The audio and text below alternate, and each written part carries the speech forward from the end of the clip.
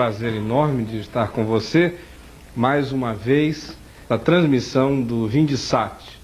Nossa aula estava inclusive em verde, cheguei, apesar de que o tema é doloroso, mas as pessoas, acho que aí da técnica, tentaram amenizar essa ideia de morte com essas cores tão vivas e tão chocantes. O nosso boa noite também a todos vocês que estão conosco aqui no auditório. Nós estamos estudando, e esta já é a 7ª aula, na qual vimos tratando a questão do discipulado. Aquela convocação de Jesus, quando disse aos seus discípulos que se alguém quer ser o seu discípulo, deve negar-se a si mesmo e dia após dia tomar a sua cruz e segui-lo. Na semana passada eu fiz um breve retrospecto de tudo quanto nós já analisamos, já vimos, já consideramos segunda-feira após segunda-feira aqui. Já vimos a questão da liberdade do discípulo, já vimos a questão da universalidade do chamado, se alguém, qualquer um, pode vir. Já vimos a questão de que isso implica numa tomada radical de decisão, o discípulo tem que querer. Já vimos o fato de que isso implica também humildade, porque significa estar após Jesus, andando, tendo como referência e se submetendo a esse referencial absoluto. E já vimos também a questão da autonegação. E rimos também um pouco com relação àquilo que não é autonegação. Hoje, o nosso tema parece contraditório. Viver morrendo para poder morrer vivendo. E eu lhes disse que este nosso tema é aparentemente contraditório, porque sempre fica uma pergunta: como é que se vive morrendo, a fim de que se possa morrer vivendo? E enquanto nós não entendemos, não compreendemos a significação desta pergunta, não entendemos a própria formulação da questão em si, o tema fica completamente obscuro. O que eu estou dizendo é que na vida presente, a nossa existência tem que assumir as implicações de uma vida que se dá para os outros, a fim de que, na morte física, se esteja entrando na verdadeira vida, a vida daqueles que não viveram para si mesmos, é que desemboca então para essa existência eterna, na qual a realidade definitiva da construção de um mundo absolutamente bom lhes é oferecida em Cristo Jesus, o nosso Senhor. Por isso é que Jesus diz que para segui-lo é necessário que o discípulo dia a dia tome a sua cruz. Hoje eu quero especificamente considerar com você essa ideia de sermos vivos que morrem todo dia, de sermos pessoas que, à medida em que caminham, estão carregando uma cruz, não como uma cruz concreta, idêntica do pagador de promessas, mas uma cruz que se manifesta em gestos, em atitudes, em comportamentos, em decisões, no curso da nossa própria existência. Por isso vale perguntar, o que significa, a nível de consciência, esse dia a dia tomar a cruz para seguir a Jesus? Que tipo de consciência que deve nos assumir, deve nos dominar, deve nos governar, deve nos acometer, para que a gente consiga no dia a dia, na existência cotidiana, no calendário da nossa própria caminhada histórica, assumirmos o tomar da cruz de Jesus Cristo para nós próprios? A primeira consciência que se tem que ter é a consciência da pessoalidade do chamado. Eu fico intrigado com os detalhes das declarações de Jesus. Se não preste atenção que ele diz, cada um deve tomar a sua cruz. Ele não diz tomar a cruz, mas ele define, especifica, individualiza e nos confronta com o nosso CPF, com a nossa carteira de identidade, com quem somos na história, dizendo que para cada um de nós há uma cruz. E esta é a primeira consciência que eu e você temos que ter, de que há uma cruz para nós na história. Cada um de nós tem a sua. E ninguém, absolutamente ninguém, pode tomá-la por nós. Os meus filhos vão ter que carregar as próprias cruzes deles na vida. E não há nada que eu possa fazer no que diz respeito a isentá-los desta necessidade, desse compromisso e dessa resposta responsável diante de Deus na vida. Um cristão sem cruz não é discípulo. É, na melhor das hipóteses, um humanista, um filântropo ou qualquer outra coisa, mas não é um discípulo. A segunda consciência que precisamos ter é a consciência da necessidade de se fazer uma opção pela cruz. A cruz não é uma imposição apenas. A cruz é uma opção do discípulo. É por isso que Jesus outra vez não nos constrange dizendo que a coisa é inexorável. Ele nos coloca a necessidade de nós mesmos decidirmos e com a nossa própria vontade afirmarmos que queremos. Aí está dito, cada um tem que tomar a sua. O texto é enfático quando nos diz, cada um tome a sua. É estender a mão para pegar. E é algo que tem que partir de você. E implica numa opção pela cruz no dia a dia. Outra vez, se requer do discípulo que participe de modo responsável da caminhada e do projeto cristão. É ele que tem que tomar a cruz. Neste ponto, nós ouvimos outra vez o Evangelho nos dizer, em João, no capítulo 19, no verso 17, ele mesmo carregou a sua cruz para o monte chamado Calvário. E o discípulo não é melhor nem maior do que o mestre. O mestre tomou a cruz e optou por ela. E dos seus discípulos se espera que tomem atitude semelhante. Mas o que acontece nesses dias é que foge-se terrivelmente da cruz. Há um ditado popular que diz que o diabo foge da cruz. Mas eu quero lhes dizer que os que mais fogem da cruz são os cristãos. Essa mensagem da cruz é constrangedora. Ela só é bem ouvida, bem aceita, quando se trata do anúncio da salvação. Quando dizemos aquilo que Jesus fez por nós na cruz do Calvário. Nesse sentido, todos nós celebramos e ficamos felizes com as bênçãos e os privilégios salvadores que a obra de Jesus realizada na cruz a nosso favor pode nos auferir. Mas quando se trata de considerarmos a cruz enquanto projeto de Deus para a nossa própria existência, então muda completamente a nossa atitude e a nossa afeição pela realidade da própria cruz. A terceira consciência que precisamos ter é a consciência da intemporalidade do chamado. O texto diz aí que é dia a dia. E hoje é feriado. E nós estamos aqui por isto, porque não há feriado para o discipulado. Há feriado para o discípulo, mas não há feriado para o discipulado. Dia a dia significa a ausência de feriados, de descanso ou de distração em relação a ser discípulo. Eu não estou dizendo que se pregue e que se anuncia uma vida extenuada, uma vida cansada, uma vida estafada, uma vida estressada, neurotizada, preocupada, desesperadamente angustiada, meticulosamente assumida no que diz respeito a ficar procurando compromissos de discipulado em volta. Não é isso do que eu estou falando. O que eu estou dizendo é que não se tira folga quanto a ser discípulo. Você pode estar de férias nas Bahamas, mas ainda lá você não pode viver de outro modo a não ser como um discípulo. Você pode estar em qualquer segmento, em qualquer lugar, em qualquer geografia do planeta Terra, mas ainda assim se requer de você que lá você seja um discípulo. Eu estou dizendo isso porque é frequente entre nós, cristãos, nós elegermos certas geografias de consagração, aonde as pessoas entram ali, aí a auréola vem para a cabeça delas, elas assumem uma série de cacuetes de espiritualidade, de santidade. Quando elas saem daquele lugar, então acaba tudo, elas se desmagificam, assumem um espírito absolutamente secularizado e esquecem-se de todas as suas compreensões e pré-compreensões cristãs. O que elas são no hall da igreja, no átrio do templo, é absolutamente diferente do que elas são numa praia.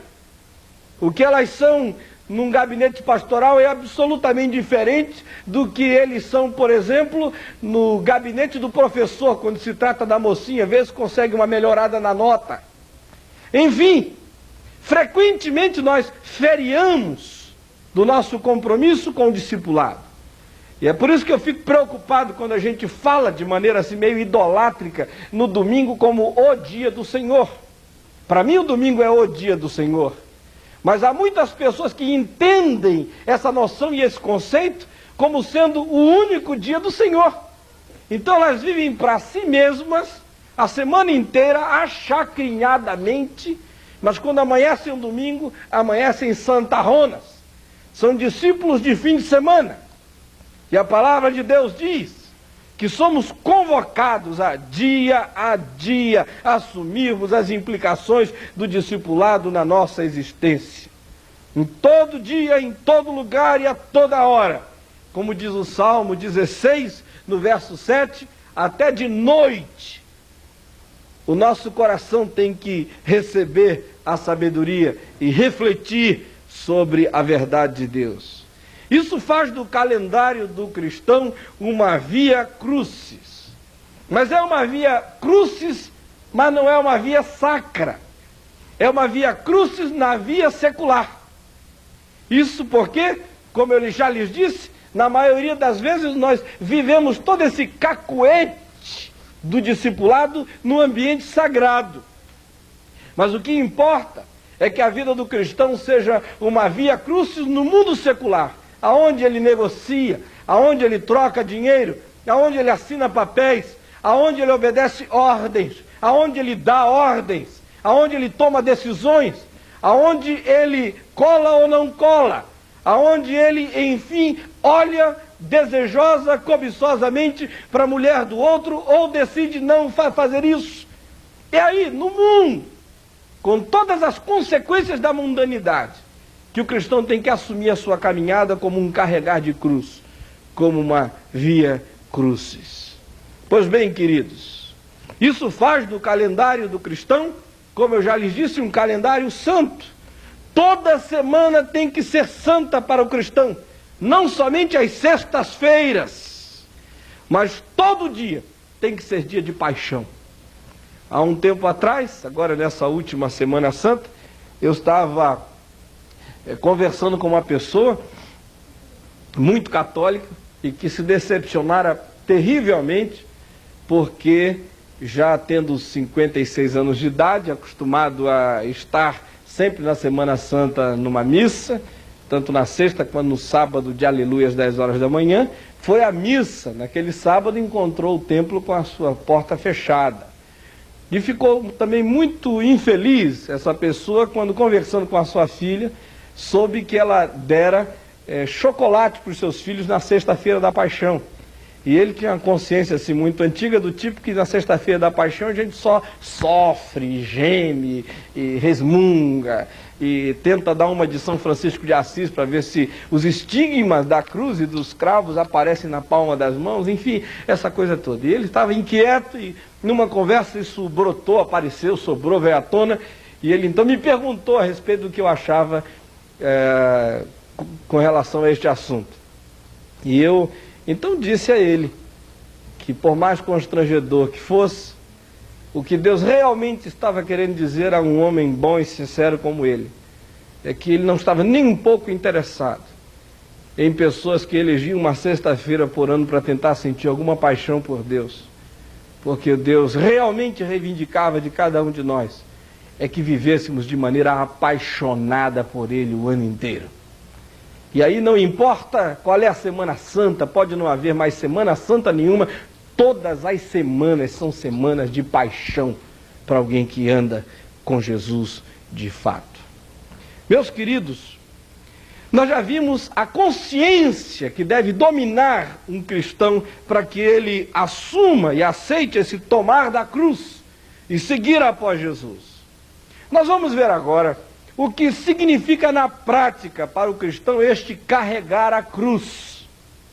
No dia a dia, sem teoria, em que é que desemboca, onde é que deságua esse nosso compromisso de carregar a cruz do Senhor?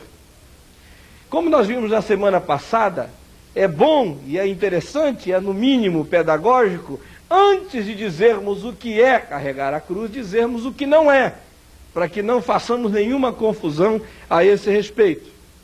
Bom, carregar a cruz não é desventura ou azar, do tipo casar com um marido grosseiro, ou ter tido o azar de casar com uma esposa rabugenta, aquele tipo acerca da qual Salomão diz que é pior do que goteira pingando na cabeça da gente no canto da casa em dia de chuva.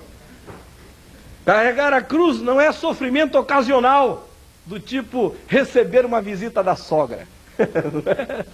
Sim, meu Deus, eu estava tão bem no feriado e ela chegou. Essa é a minha cruz.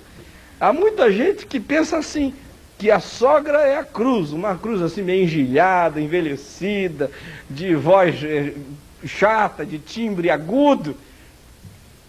Carregar a cruz também não é sofrimento natural, do tipo queda da escada, bater no carro, ou dar uma topada numa pedra. Ai, minha cruz, não é isso não.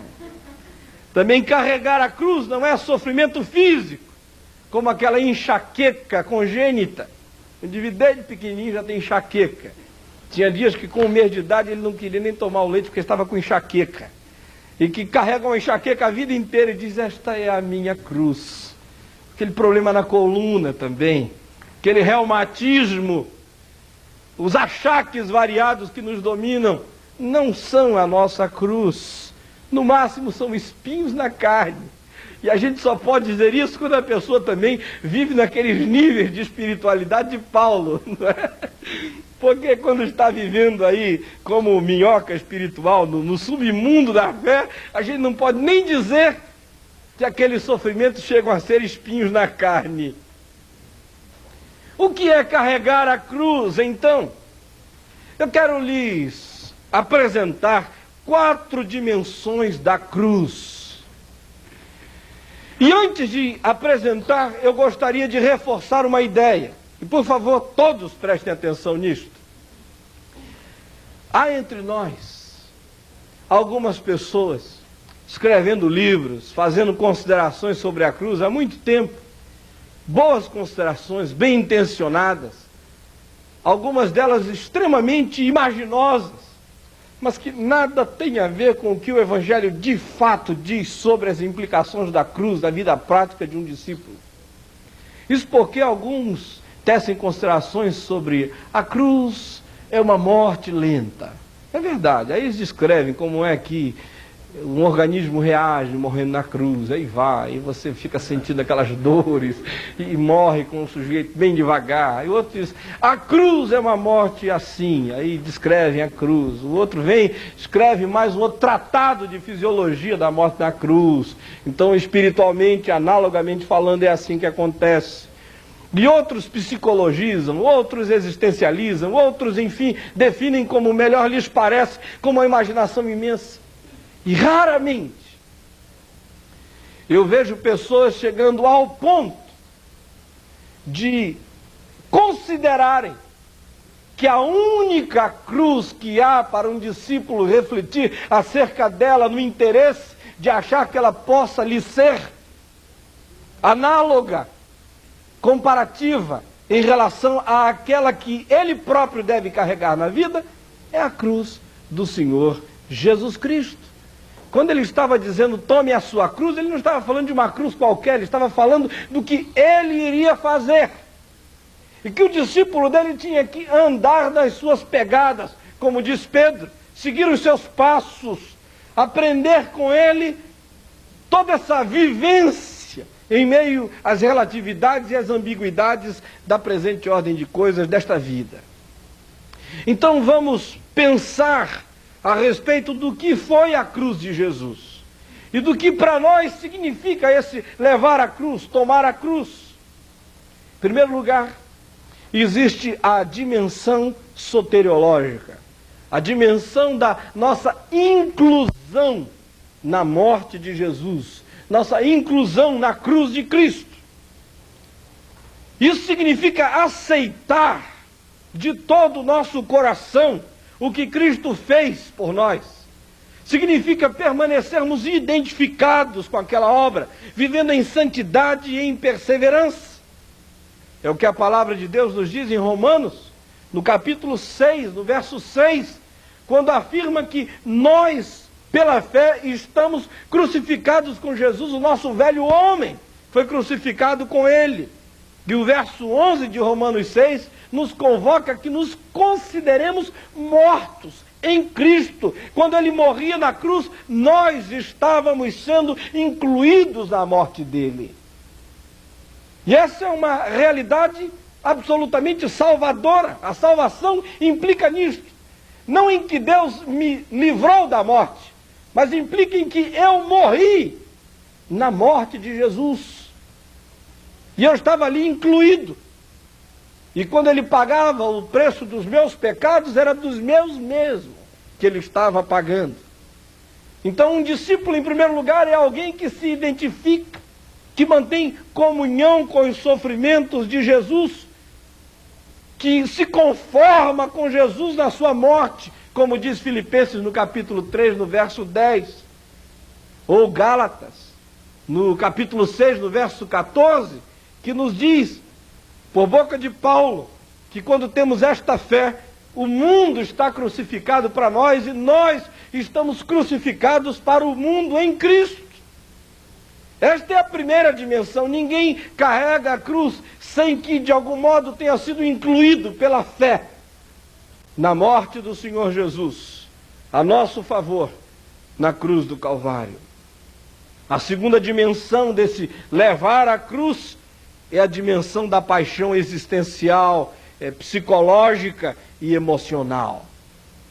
Só um apaixonado morre para salvar o objeto do seu amor.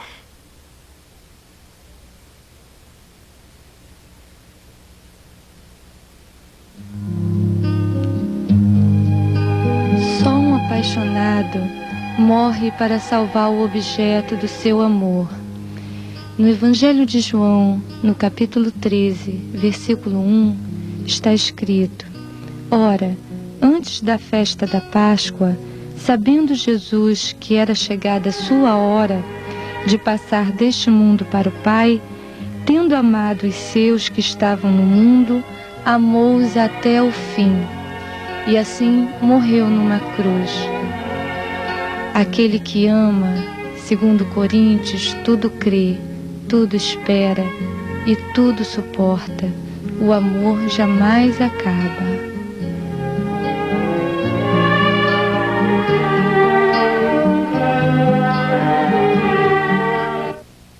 E assim deve ser o discípulo, um ser virtualmente apaixonado por Deus e também apaixonado pelos homens feitos à imagem e semelhança de Deus, ainda que isto implique em morte.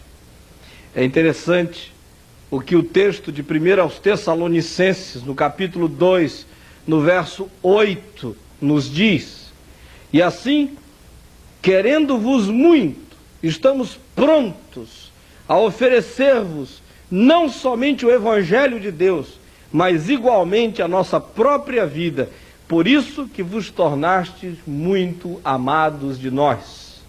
Paulo levou até as últimas consequências a sua noção de discipulado. Ele diz que estava disposto a oferecer não somente o Evangelho, mas se fosse o caso, ele ofereceria a sua própria vida. Isso é tomar a cruz apaixonadamente. É um investimento existencial, psicológico, emocional e até físico na vivência do amor, promovendo a causa do reino de Deus e investindo-se a favor daqueles aos quais Deus deseja alcançar. É o que também diz a palavra de Deus num texto fortíssimo em 2 aos Coríntios, no capítulo 12, no verso 15, onde Paulo nos diz: eu de boa vontade, não com má vontade, mas de boa vontade me gastarei e ainda me deixarei gastar em prol das vossas almas. Queridos, isso é chocante e fortíssimo. Esse é um exemplo de uma vivência apaixonada, de alguém que levou a cruz. Alguém que carrega a cruz é alguém que traz no peito paixão. paixão desejosa de se transformar em ato de contribuição, de construtividade do reino de Deus, manifestação de amor concreto por Deus, com a desembocadura deste amor no engajamento visível, perceptível dessa pessoa no reino de Deus. É uma vida que baniu de si a indiferença, a mornidão, a frieza, o descaso, o cinismo, e assumiu com coerência e com calor o fato de que aquilo que Jesus fez na cruz há de se transformar em vivência e em noção revolucionária na vida dele mesmo, e que ele vai viver isso a favor dos outros, pregando não apenas o Evangelho, mas, se for necessário, oferecendo-se a si mesmo, gastando-se, como disse Paulo, a favor dos outros. A terceira dimensão é a dimensão social e familiar. Um homem apaixonado nem sempre é rejeitado, mas no discipulado frequentemente a paixão é vivida apesar da rejeição. Por isso o discípulo tem que manter a paixão, mesmo rejeitado, e quando isso acontece ele precisa dizer: Pai, perdoa-lhes, porque eles não sabem o que fazem. A coerência absoluta com Jesus frequentemente gera hostilidade. Nós estamos com algumas pessoas aqui no auditório e nós vamos ver com elas o que aconteceu nas vidas delas. Se porventura, de alguma maneira, nas vidas delas, o fato de terem se entregado a Jesus Cristo gerou algum tipo de hostilidade, alguma resposta negativa de parentes, de amigos, de pessoas, no trabalho, enfim, nos vínculos mais variados da existência dessas pessoas. Esse aqui é o Ricardo, ele é comerciante. Nós gostaríamos de saber se ele sofreu algum tipo de pressão quando ele se converteu. Recebi sim, recebi primeiro a pressão interna, né, interior, do Ricardo com o Ricardo mesmo, e no negócio, né, que você faz sobre vendas. Meu negócio era venda, então a posição que, como eu lidava com os negócios, tive que mudar radicalmente, né, e isso veio a pressão com o pessoal que eu trabalhava, que inclusive é uma firma familiar. Então houve assim uma pressão muito grande, a não compreensão de eu ter mudado um posicionamento de atitude para alcançar o que eu queria, né? Sempre anteriormente se alcançava com aquele jeito que a gente sabe, né? De comerciar, de vender, de se fazer uma venda não muito lícita, e depois então a mudança desse tipo de negócio. Então foi uma pressão muito grande nos negócios, uma mudança muito grande também interior e com as pessoas da empresa. Vamos entrevistar agora? Bom, acho que há mais alguém para você entrevistar, vá firme aí. Vamos entrevistar agora a Ana. A Ana, ela é bancária e ela está cursando a Universidade de Administração. É a primeira vez que você vem ao Vindisat, não é? Primeira vez. Está gostando? Estou gostando muito. Você sofreu também algum tipo de pressão quando você se converteu? Eu senti mais na parte assim do convívio com meus amigos, que eu fazia cursinho de pré-vestibular nessa época. Eu senti uma rejeição por parte deles, uma dificuldade assim no convívio. Foi um pouco difícil nessa época. Tudo bem. Essa aqui é a Márcia. A Márcia trabalha na Vinde com a gente. Ela se converteu há 4 anos já. Márcia, você sofreu algum tipo de influência, quando você se converteu, algum tipo de pressão que te atrapalhou assim no seu convívio com as pessoas? Eu sofri, Alexandre, e sofri principalmente na minha família. Do tipo, a minha filha está ficando fanática e cuidado, olha no que você está se metendo, esse tipo de coisa. Na época foi muito difícil, mas graças a Deus hoje as coisas estão em paz, e ser crente hoje em dia na minha família já não é um peso, né? Muito pelo contrário.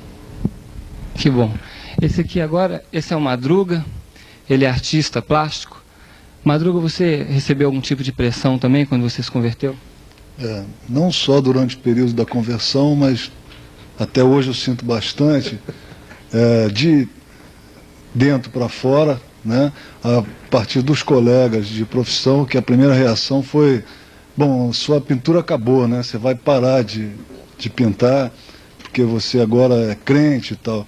Então eu também uso esse tipo de pressão para refletir um pouco sobre o que a igreja passa também para as pessoas que estão lá fora. Porque essa pressão eu acho perfeitamente inteligível, partindo das pessoas que estão fora da igreja, mas ela me preocupa um pouco quando você sofre na própria igreja, porque, tipo, preconceitos em relação ao tipo de pintura que você faça, ou ao seu comportamento como artista.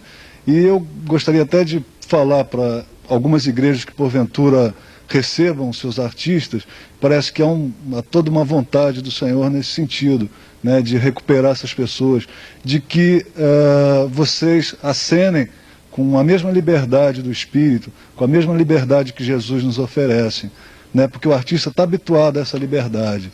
E se você acenar com uma gaiola um pouco maior do que ele já vive, fatalmente ele não vai aceitar. Tudo bem. Muito obrigado. Há vários níveis práticos de rejeição. Se você abrir a sua Bíblia em Isaías, no capítulo 53, no verso 1, você vai observar que aquilo que era profetizado com relação ao ministério de Jesus incluía com grande densidade e ênfase a noção da rejeição, a ponto de que Isaías põe na boca do Messias um clamor que diz: quem creu em nossa pregação, a quem foi revelado o braço do Senhor? E o que se prossegue a dizer é que houve rejeição concreta. Jesus mesmo, sentindo na própria pele, na sua vivência histórica, essa rejeição, nos diz no Evangelho de João, no capítulo 4, no verso 44, que ninguém, absolutamente ninguém, nem eu, nem você, nem qualquer um, é profeta na sua própria terra. Ao contrário, aí no âmbito das relações mais íntimas e mais próximas, é que essa rejeição se manifesta mais dramática. Além disso, há um texto chocante de Paulo, em 2 aos Coríntios, no capítulo 4, do verso 8 ao verso 11. Esse texto eu faço questão que todos nós leiamos juntos. Se você tem a sua Bíblia aqui no auditório, aí nos auditórios todos, por favor, abram as suas Bíblias em 2 aos Coríntios, no capítulo 4, nós vamos ler do verso 8 ao verso 11. Note só o que se diz, é Paulo falando, e vivendo na carne a dor da rejeição. Em tudo somos atribulados, porém não angustiados, perplexos, porém não desanimados, perseguidos, porém não desamparados, abatidos, porém não destruídos, levando sempre no corpo o morrer de Jesus, para que também a sua vida se manifeste em nosso corpo, porque nós que vivemos somos sempre, não de vez em quando, sempre entregues à morte por causa de Jesus, para que também a vida de Jesus se manifeste em nosso corpo mortal. Aí há uma descrição concreta para a vida do apóstolo, com implicações mais dramáticas do que na minha e do que na sua. Mas há aí definições bem claras do que significa se levar no corpo o morrer de Jesus, esse carregar a cruz. Isso aí implica em tribulação, que mexe com a nossa tranquilidade, com a nossa estabilidade, com a perplexidade que põe por baixo os nossos planos, a perseguição que altera a nossa noção de segurança, o abatimento que acaba com a nossa autossuficiência. Isso tudo é cruz. Também há a rejeição entre os parentes. No Evangelho de João, no capítulo 7, no verso 5, está dito que nem mesmo os irmãos de Jesus acreditavam nele. E em 2 aos Coríntios, no capítulo 10, no verso 10, está dito que essa rejeição pode até mesmo tocar a nossa aparência e até mesmo o nosso modo de falar. É um texto quase bizarro. Quer ver? Note o que está escrito aí. Como Paulo diz que havia pessoas que diziam, ali em Corinto, que ele era feio e a palavra dele era ruim de se ouvir. A aparência pessoal era fraca e o modo de falar é desprezível. Vejam como às vezes isso chega a tocar em áreas absolutamente íntimas da vida de um ser humano.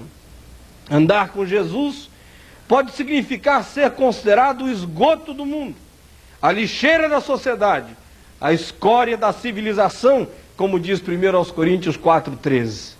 No entanto, precisamos tomar cuidado para que a rejeição que contra nós venha seja apenas aquela decorrente do fato de sermos pessoas coerentes e engajadas com Jesus na nossa vivência histórica. E não seja uma rejeição em função de sermos uns chatos, cheios de chavão, pessoas prepotentes na sua espiritualidade, com mania de papai sabe tudo e alguma coisa assim. Muito daquilo que é rejeição contra nós, como disse o Madruga hoje à noite, não é apenas em razão de sermos pessoas comprometidas com Jesus. Nem sempre somos. A maioria das vezes é por causa da nossa esquisitice, da nossa feiura de vivência histórica, da nossa obstinação em ninharias, que nada tem a ver com o genuíno desafio de Jesus no Evangelho para que seja praticado por nós. A quarta dimensão do carregar a cruz é a dimensão da solidariedade na dor do outro. A cruz de Cristo foi a solidariedade suprema. E é isso que eu, você e qualquer um precisamos saber. A expressão estar em Cristo é uma afirmação de solidariedade. Na cruz de Jesus, a solidariedade se manifestou absoluta. E eu quero lhe dizer mais uma coisa. De fato, nós somos salvos pela solidariedade de Jesus. Na cruz ele foi solidário com os alienados, com aqueles que faziam sem saber o que faziam. Foi solidário com os marginalizados, como o ladrão ao qual ele perdoou nos estertores da vida. Foi solidário com os sedentos, com os quais ele se identificou dizendo que sentia sede, com os que passam necessidades. Foi solidário com os que sofrem sem entender porquê, aqueles que são vítimas do absurdo, com os quais Jesus se identifica na pergunta: Deus meu, por que me desamparaste? Foi solidário com os solitários, quando olhando para sua mãe preocupou-se com o seu destino, e diz a João que a leve para casa, porque sabe que a vida humana precisa de calor fraternal, igual e horizontal. Essa é outra dimensão da nossa vivência da cruz, é a solidariedade na dor do outro. O efeito da solidariedade deve permanecer sempre na vida do discípulo. Chorar com os que choram é uma forma de carregar a cruz. O texto de Hebreus, capítulo 13, verso 3, me choca e mesmo me deprime. Hoje à tarde eu estava relendo e pensando como eu estou distante dessa referência de discipulado. Aqui está dito: lembrai-vos dos encarcerados, como se presos com eles, dos que sofrem maus tratos, como se com efeito vós mesmos em pessoa fosseis os maltratados. Queridos, isso é tremendo.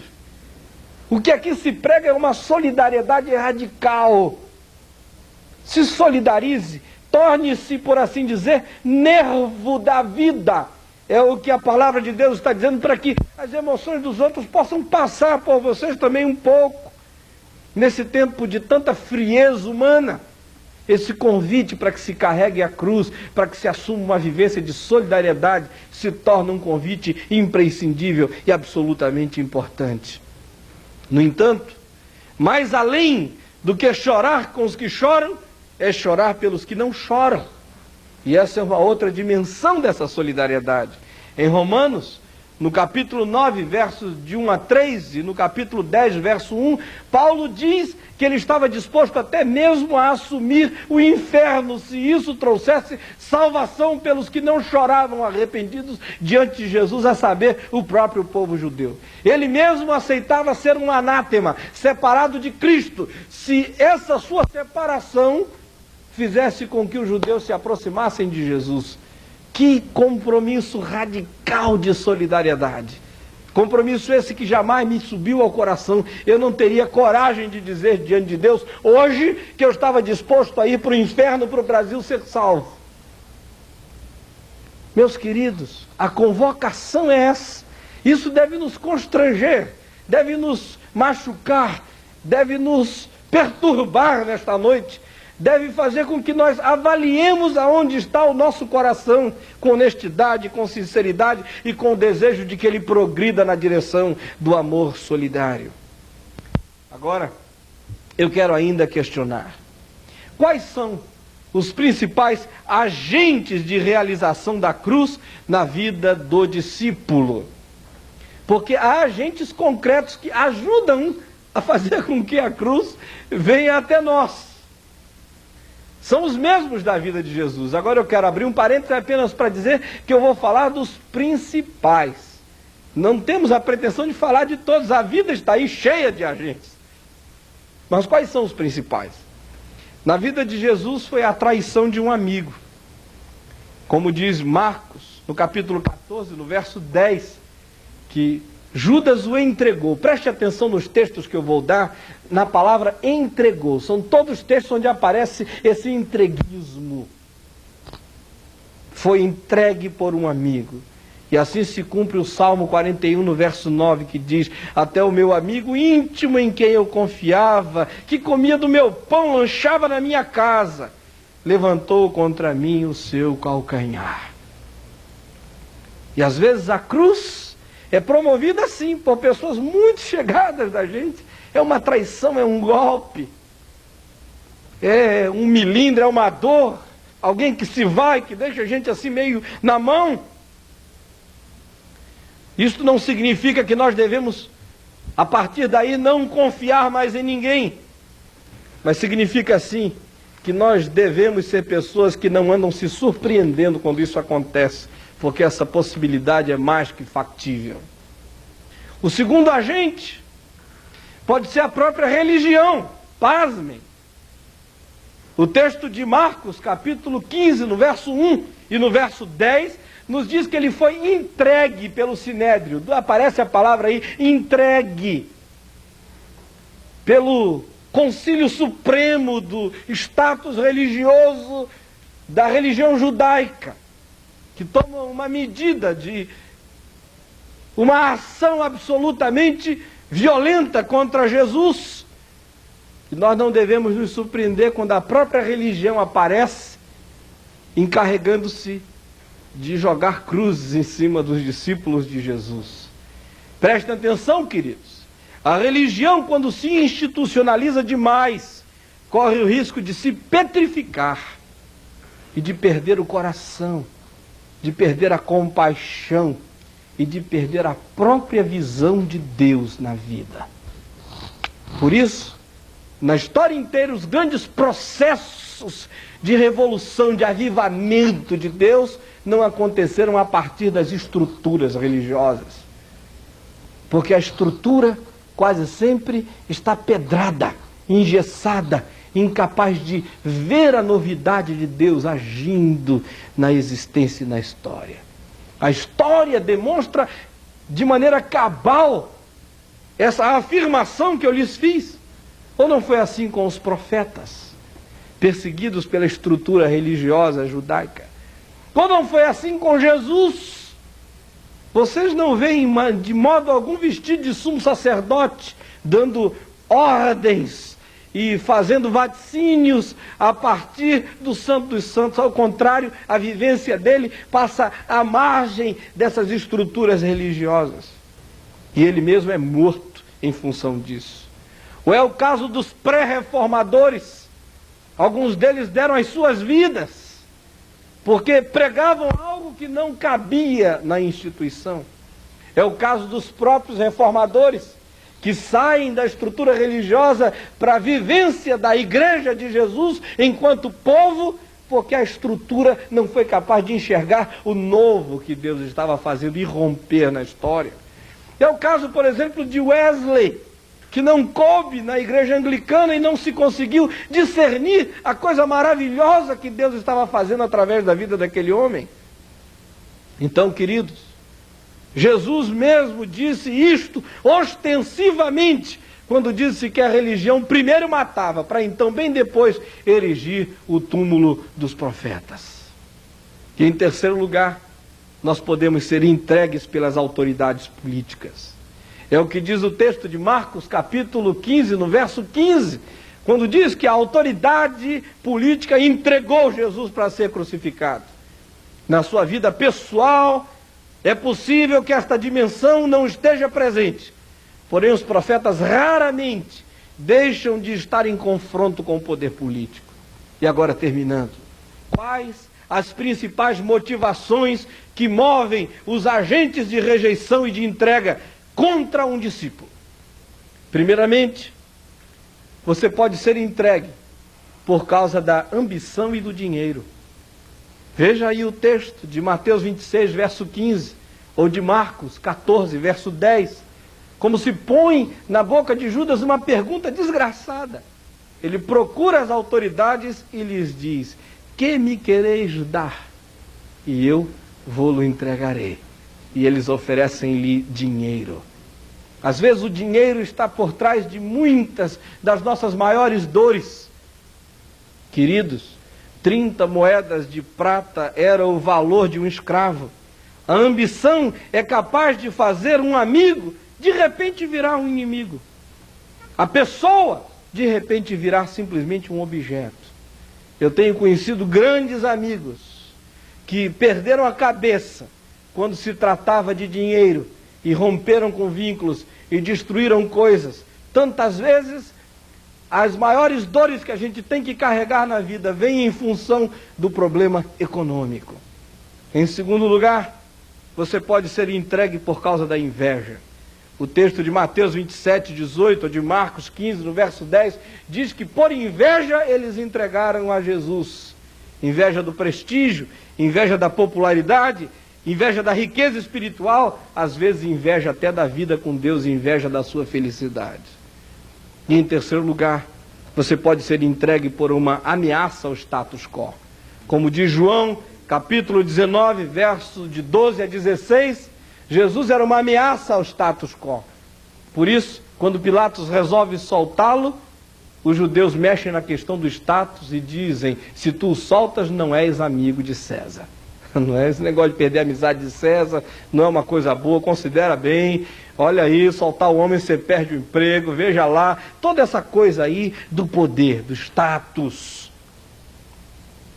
Seja como for, seja com quem for, no entanto, o discípulo não deve se assustar.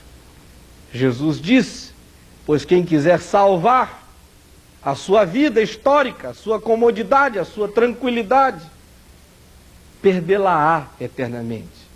E quem perder a sua vida histórica, na perspectiva de que se entregou em amor apaixonado na vida, por minha causa, esse salvará a sua vida totalmente para a eternidade. Que Deus nos abençoe muito e tenha feito esta palavra chegar onde você está, aí bem dentrinho do seu próprio coração.